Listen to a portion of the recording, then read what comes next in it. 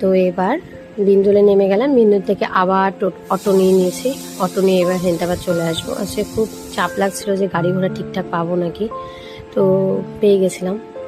তো বিন্দুল অবধি টোটোটা আসতে হয়, তো ফাঁকা থাকে তাই একটু চাপ লাগে। তো তারপরে নেমে গেলাম আমি হেন্তাবাদে। তো হেন্তাবাদে এসে তো পুরো চাপে পড়ে গেছি, পুরো হেন্তাবাদটা পুরো ফাঁকা, কিছু নেই। প্রায় এখন এখানে 6টা বেজে গেছে, পুরো গাড়ি ঘোড়া কালিয়াগঞ্জে কিচ্ছু পাচ্ছি না। তো এত খিদে পেয়ে গেছে। তো এই দাদাটা খুব ভালো মুড়ি মিশারি বানায়, তো কিছুই নিই না, ছোলা সেদ্ধ দিয়ে আর তেল ছাড়া আমাকে মুড়িটা মেখে দেয়, খুব ভালো। তো তারপরে দেখলাম একটা কালীগঞ্জের টোটো পেলাম। তো টোটোতে একা আসতে খুব ভয় লাগছিল, তো 2-3টে প্যাসেঞ্জার দাঁড়িয়েছিল, আমি আবার ওদের বলে বলে উঠিয়েছি একা আসবো বলে। তো নেমে গেলাম। তো অনেকটা টাইম লেগে গেল, প্রায় 7:30টা বেজে গেছে। তো তারপরে আমি টোটো নিয়ে নিলাম, নিয়ে বাড়ি ফিরছি।